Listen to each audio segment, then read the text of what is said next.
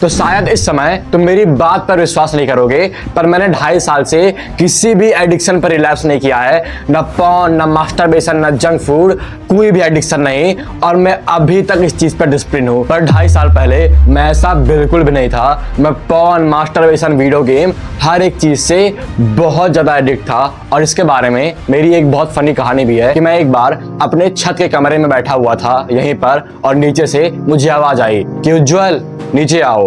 मैं नीचे गया और वहां पर मम्मी पापा कहीं जा रहे थे, शहर जा रहे थे। और मैं वहां पर बहुत खुश हो गया कि अब मेरे पास मेरा फ्री टाइम आ गया है। वो लोग शहर गए, मैंने दरवाजा बंद किया, खिड़की बंद की, लाइट बंद किया, एसी ऑन किया और आराम से चादर ओढ़ के मैं लेट गया। फिर उस समय मैं वीडियो गेम खेलना शुरू कर दिया।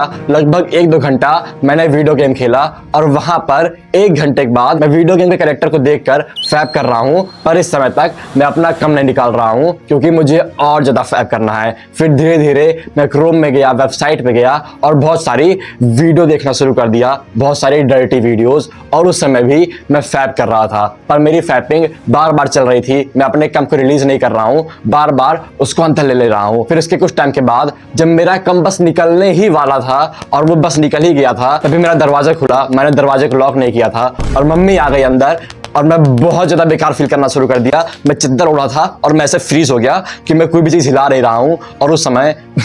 और उस समय मेरा कम भी निकल गया। मैं बहुत बेकार फील कर रहा था और मेरे ख्याल से मम्मी को उस चीज के बारे में पता चल गया था। इसके बारे में मैं 100% श्योर हूं, पर उस समय उन्होंने कुछ बोला नहीं। तो फिर आखिर कैसे मैं इतना एडिक्ट था इस पॉर्न एडिक्शन से, तो फिर मैं कैसे बस 900 दिनों में अपने सारे एडिक्शन को छोड़ दिया, कैसे मेरी लाइफ 180 डिग्री ट्रांसफॉर्म हो गई। यहाँ पर कोई भी इजी चीज नहीं रहेगी कि अच्छा ट्रिगर हटा दो, अच्छा अकेले ना बैठो। ये सारी चीज हम लोग को पता है और सब लोग ये चीज बोलते हैं, पर ये चीज कभी भी वर्क नहीं करती है। हम लोग को बहुत बार सॉलिट्यूड मिल जाता है, हम लोग बहुत बार ट्रिगर को देख लेते हैं। ट्रिगर इस समय हर जगह है, मूवीज में, टीवी में, न्यूज में, मोबाइल में। कितना ही तुम ट्रिगर को इग्नोर कर पाओगे। इसीलिए हम लोग को अपने ब्रेन को ट्रेन करना है कि जब भी हम लोग ट्रिगर को देखें तब भी हम लोग उस पर रिलैप्स ना करें। जो हम लोग का सबसे पहला स्टेप है वो है ट्रांसेंड योर सेक्सुअल एनर्जी।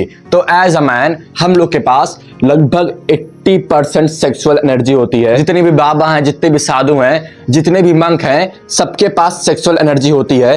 पर वो लोग 90% ऑफ लोगों से अलग होते हैं। 90% लोग इस सेक्सुअल एनर्जी को एडजस्ट आने पर बाहर निकाल देते हैं, पर जो 10% लोग होते हैं वो इस सेक्सुअल एनर्जी को अपने बॉडी में ही पेनिट्रेट करते हैं, और जिसकी वजह से वो इस एनर्जी को यूज करते हैं अपनी लाइफ में ग्रो करने के लिए। और यही चीज तुमको करनी है कि अपनी सारी एनर्जी को, अपनी सारी सेक्सुअल एनर्जी को मैस्कुलिन एनर्जी में ट्रांसफर करना है। क्योंकि अगर मैन के पास मैस्कुलिन एनर्जी आती है तब वो किसी भी काम में अपना 12 घंटा दे सकता है, उसका कोई भी एडिक्शन बहुत आराम से छूट सकता है। तो फिर हम लोग कैसे टॉप 10% में आ सकते हैं और अपनी एनर्जी को अपने अंदर ट्रांससेंड कर सकते हैं? तो फिर इसके लिए कोई ज्यादा एडवांस चीज नहीं है, बस 2 स्टेप है, जिसमें से हम लोग का पहला स्टेप है ब्रेथ वर्क। हम लोग को ब्रेथ वर्क को फॉलो करना है, जिसकी वजह से हम लोग की सारी एनर्जी हम लोग के बॉडी में आएगी। मानो तुम एक जगह बैठे हुए हो, तुम्हारे पास अर्जेस आई, और जब तुम्हारे पास अर्जेस आती है तो फिर तुमको ऐसा इमेजिन करना है कि तुम्हारे ब्रेन में बहुत सारे क्लाउड जुड़ रहे हैं और वो लोग एक रेड क्लाउड को क्रिएट कर दे रहे हैं, और वो सारा क्लाउड तुम्हारे डिक के पास जा रहा है और उसको हार्ड बना दे रहा है। इस समय तुमको फैब करने का मन करता है और 90% ऑफ लोग इसी समय फैब कर लेते हैं। फिर इसके बाद तुमको ब्रेथ वर्क को फॉलो करना है और ये सोचना है कि ये क्लाउड धीरे धीरे टूट रहा है और तुम्हारी बॉडी में सारी एनर्जी जा रही है। फिर जब इस ब्रेथ को तुम बस 10 बार फॉलो करोगे तो फिर तुम्हारी सेक्सुअल एनर्जी मैस्कुलिन एनर्जी में ट्रांसफर हो जाएगी और तुमको और ज्यादा अर्जेस नहीं आएंगी। अब हम लोग को आखिर ब्रेथ करनी कैसे है? तो फिर इस समय तुमको अपने कोर से ब्रेथ करनी है कि तुम्हारा कोर आगे आएगा, और उस समय तुमको ब्रेथ करती रहनी है, ब्रेथ करती रहनी है, और सारी फीलिंग तुम्हारे बॉल्स में आएगी। और इस ब्रीथिंग को तुमको लगभग 10 बार फॉलो करना है। अब इस समय मैं इसको एक बार खड़े होकर दिखा दे रहा हूं कि जब भी तुम ब्रेथ करो तो फिर तुम्हारा पेट सबसे पहले ऊपर आएगा, फिर चेस्ट अप नहीं होगा, पेट ही आगे जाएगा और सारी फीलिंग तुम्हारे बॉल्स के पास आएगी।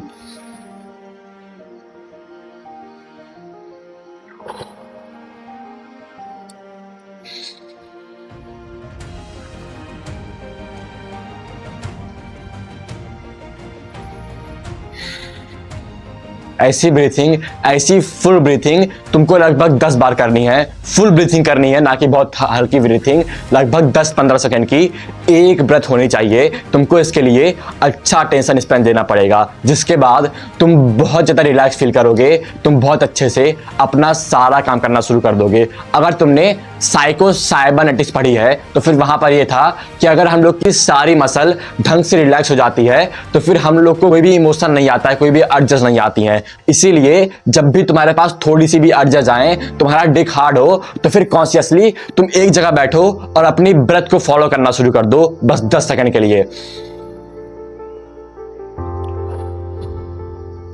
जिसकी वजह से तुम्हारी सारी अर्जेस चली जाएंगी। अब हम लोग का ये पहला स्टेप था अपनी सेक्सुअल एनर्जी को मैस्कुलिन एनर्जी में ट्रांसफर करने के लिए। हम लोग का दूसरा स्टेप है कि हार्ड वर्कआउट। जरा सोचो, जब भी हम लोग फैप करते हैं उसके बाद हम लोग को बहुत रिलैक्स वाली फीलिंग आती है कुछ समय के लिए, और यही फीलिंग हम लोग का ब्रेन हर समय क्रेव करता है। अब ये फीलिंग हम लोग को एक तरफ फैपिंग से मिलती है और दूसरी तरफ हार्ड वर्कआउट से मिलती है, जहां हम लोग स्वेट को रिलीज करते हैं। अब जैसे ही मैंने अपने कुछ भाइयों को जिम में लेके आया तो फिर वहां पर जब भी सब लोग वर्कआउट करना शुरू किए तो फिर उन सबका सारा फैपिंग एडिक्शन 80% तक गिर गया। वो लोग अब आराम से अपने कॉन्शियस ब्रेन में ये सोच कर फैप करते हैं कि हाँ मैं फैप कर रहा हूं, मतलब वो लोग उससे एडिक्ट नहीं है क्योंकि उनको उसके भाव के बारे में नहीं पता है, तो फिर वो लोग अभी तक फैप करते रहते हैं। इसीलिए जब भी तुम वर्कआउट करते हो, कोई हार्ड वर्कआउट फॉलो करते हो जहां तुम्हारे पास पसीना रिलीज हो रहा है, सब लोग चिल्ला रहे हैं उठाओ उठाओ उठाओ,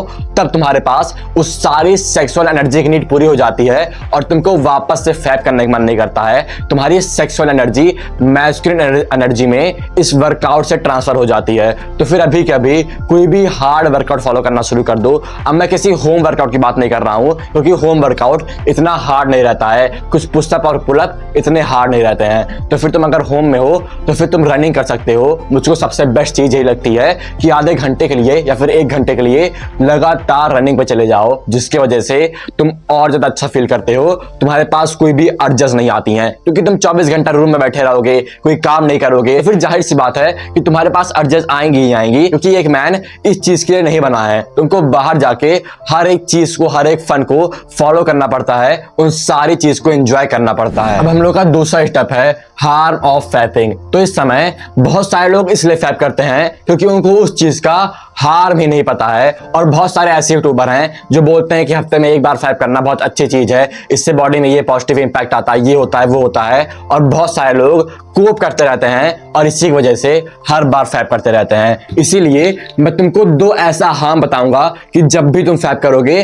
तो फिर अपने ऊपर तुम बहुत ज्यादा बेकार फील करने वाले हो। जिसमें से सबसे पहली चीज है कि जब भी हम लोग फैप करते हैं, इसके बारे में अभी जल्दी में रिसर्च आई है, जब भी हम लोग फैप करते हैं, कोई भी घटिया एडिक्शन फॉलो करते हैं, तो फिर जो हम लोग का ब्रेन है वो हर समय छोटा होता है। हम लोग के ब्रेन का प्रीफ्रंटल कॉर्टेक्स, हम लोग का IQ, जो कि इस मॉडर्न वर्ल्ड में बहुत ज्यादा इंपॉर्टेंट है, वो हर समय छोटा होता है। जब भी हम लोग पॉर्न देखते हैं, फैप फॉलो करते हैं, गाना सुनते हैं, कोई भी घटिया डोपामिन की एक्टिविटी करते हैं, जरा सोचो कि तुम्हारा ब्रेन छोटा हो रहा है, उसकी साइज छोटी हो रही है, तुम्हारा IQ गिर रहा है। जब भी तुम फैप कर रहे हो तो इस चीज की सीरियसनेस समझनी पड़ेगी कि इससे तुम्हारा ब्रेन कम हो रहा है। इस चीज को समझो, ये कोई हल्की चीज नहीं है। हम लोग का ब्रेन ही सबसे पावरफुल चीज है। और जो अगला लॉस है वो है डोपामीन हेल, कि हम लोग के पास एक हैप्पीनेस की बेसलाइन रहती है जिसको हम लोग डोपामीन कहते हैं। और जब भी हम लोग कोई भी एडिक्शन फॉलो करते हैं, खासकर अगर हम लोग मास्टरबेशन या फिर फैप फॉलो करते हैं, तो फिर ये डोपामीन की बेसलाइन बहुत ऊपर जाती है और इस समय हम लोग को बहुत अच्छा लगता है। पर जैसे ही हम लोग मास्टरबेशन पूरा कर लेते हैं तो फिर हम लोग की बेसलाइन नीचे जाती है और हम लोग और ज्यादा बेकार फील करना शुरू कर देते हैं। हम लोग की हैप्पीनेस की ओरिजिनल बेसलाइन और कम हो जाती है, और जितनी बार ये चीज रिपीट होती है उतनी बार हम लोग बेकार फील करते हैं। और एक स्टेज ऐसा आता है जहां पे हम लोग एकदम मरा हुआ फील करते हैं, हम लोग प्योरली डिप्रेस हो जाते हैं। ये फेज अभी तुम्हारे पास नहीं आया है, इसीलिए अभी से इस एडिक्शन को छोड़ दो, नहीं तो तुम्हारे पास कोई होप ही नहीं बचेगी। इसीलिए जब भी हम लोग किसी एथलीट को किसी शांत कमरे में बैठाते हैं तो फिर वो हर समय मुस्कुराता रहता है, उसको हर समय अच्छा लगता है क्योंकि उसकी बेसलाइन ऊपर है, उसकी हैप्पीनेस की एवरेज बेसलाइन ऊपर है। और कोई एडिक्ट अगर किसी शांत कमरे में बैठेगा तो वो हर समय क्योटिक रहेगा, उसका दिमाग खराब होता रहेगा कि मुझे फोन दो, मुझे ये करो, मुझे वो करो, क्योंकि उसकी बेसलाइन बहुत ज्यादा नीचे है। इसीलिए तुमको अपने एडिक्शन को छोड़ना है कि तुम्हारे अटेंशन स्पैन कम हो जा रहा है, तुम कभी भी किसी चीज पे फोकस नहीं कर पाओगे, क्योंकि तुमको हर समय वो फैट चाहिए, वो एडिक्शन चाहिए अपने आप को फुलफिल करने के लिए। फिर इसके बाद आखिरी और लॉन्ग टर्म मेथड है मेंटल हेल्थ। तो अभी तक मैंने जितने स्टेप बताए वो सारे स्टेप शॉर्ट टर्म के लिए थे कि शॉर्ट टर्म में तुमको एडजस्ट नहीं आएंगी, पर अगर हम लोग को लॉन्ग टर्म तक के सारे काम करने हैं कि एडिक्शन को छोड़ना हम लोग के लिए कोई बड़ी चीज ना हो, तो फिर हम लोग को अपनी मेंटल हेल्थ को इंप्रूव करना पड़ेगा। कि शुरुआत में मैंने सबसे पहले अपनी मेंटल हेल्थ पर फोकस किया था, कि मैं सुबह सुबह उठ के मेडिटेशन करता, कोल्ड शावर लेता, धूप में बैठता, एक्सरसाइज करता। फिर उसके बाद मैं फैब भी कर रहा था, सारे एडिक्शन को फॉलो कर रहा था। फिर 3 से 4 महीने बाद जब मेरी मेंटल हेल्थ इंप्रूव हो गई तो फिर मेरे सारे एडिक्शन चुटकी में चले गए। इसीलिए हम लोग को अपनी मेंटल हेल्थ को इंप्रूव करना पड़ेगा, जिसकी वजह से हम लोग चुटकी में अपने एडिक्शन को मिटा सकते हैं। अब आखिर हम लोग कैसे अपनी मेंटल हेल्थ को इंप्रूव कर सकते हैं, इसके लिए कोई हाई चीज नहीं है, तुमको बस 3 स्टेप को फॉलो करना है, 3 हैबिट्स को फॉलो करना है। जो हम लोग की पहली हैबिट है वो है मेडिटेशन। अब मेडिटेशन में तुमको एक शांत कमरे में आके बैठ जाना है, हल्का सा डार्क कमरा होगा और वहां पर तुमको अपनी ब्रेथ के ऊपर फोकस करना है। अब बहुत बार तुम्हारे ब्रेन कहीं और जाएगा, कि मान लो तुम अपनी ब्रेथ के ऊपर फोकस कर रहे हो, तुम्हारे ब्रेन में कोई थॉट नहीं है, फिर 5 से 20 सेकंड के बाद तुम्हारे पास एक थॉट आएगा और तुमको वापस से अपनी ब्रेथ के ऊपर फोकस करना है। फिर थॉट आएगा, फिर अपनी ब्रेथ के ऊपर, फिर थॉट आएगा, फिर अपनी ब्रेथ के ऊपर। और जितनी बार तुम ये काम करोगे तब तब तुम्हारी मेंटल हेल्थ अच्छी होगी, तब तुम्हारा ब्रेन बढ़ेगा। इसके ऊपर भी ये रिसर्च हुई थी कि जब भी हम लोग मेडिटेशन फॉलो करते हैं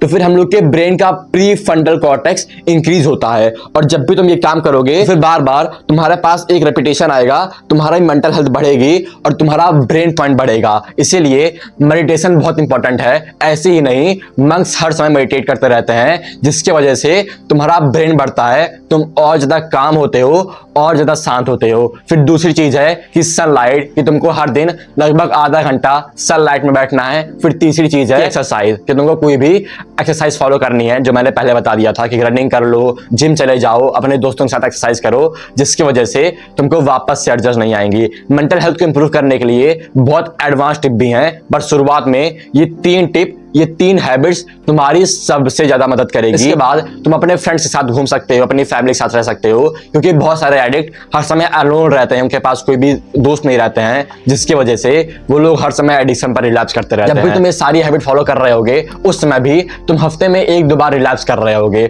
और तुम उस समय बहुत ज्यादा बेकार फील करोगे। जितने भी सेल्फ इंप्रूवमेंट लोग हैं उनके बारे में मुझको ये चीज बहुत बेकार लगती है कि वो लोग कहते हैं कि हम लोग का एडिक्शन बस कुछ दिनों में छूट जाएगा, पर हम लोग का एडिक्शन ऐसे नहीं छूटता है। शुरुआत में मान लो यहाँ पे मंथ है जनवरी, फरवरी, मार्च, अप्रैल, मई, जून, जुलाई, अगस्त, सितंबर, अक्टूबर, नवंबर, दिसंबर, तो फिर हम लोग का एडिक्शन धीरे धीरे छूटता है। तुम इन सारी चीजों से लगभग 1 साल से एडिक्ट हो, 2 साल से एडिक्ट हो, तो फिर ये सारी चीज भी धीरे धीरे ही छूटेगी। मान लो जनवरी के महीने में तुम 30 बार फैब किए, फिर फरवरी में तो 29 बार, अगर 29 का महीना है तो, फिर उसके बाद मार्च में तुम 20 बार, फिर अगस्त में 20 बार, फिर 20 बार, फिर 20 बार, फिर 10 बार, फिर 10 बार, फिर 10 बार, फिर 5 बार, फिर 4 बार, फिर 0 बार। 1 साल में हम लोग का एडिक्शन ऐसे छूटता है। अब तुमको इतना टाइम नहीं लगेगा, क्योंकि तुम्हारी मेंटल हेल्थ इतनी बेकार नहीं है। मेरा एडिक्शन बस 4 महीने में छूट गया था, पर बता रहा हूं कि हम लोग का एडिक्शन धीरे धीरे ही छूटता है। जितने भी लोग कहते हैं कि तुम्हारा एडिक्शन 1-2 हफ्ते में छूट जाएगा, वो प्योरली बुलशिट है। एडिक्शन धीरे धीरे छूटता है और तुमको इसी चीज पर फोकस करना है। इसीलिए तुम ये सारी चीज फॉलो करो और तुम्हारा सारा एडिक्शन छूट जाएगा। इसके बाद अगर तुमको प्रोडक्टिविटी को इंक्रीज करना है, 12 घंटा काम करना है, एक बिलियनियर के प्रोडक्टिव रूटीन को फॉलो करना है, तो फिर तुम अभी जाके ये वीडियो देखो। शुक्रिया।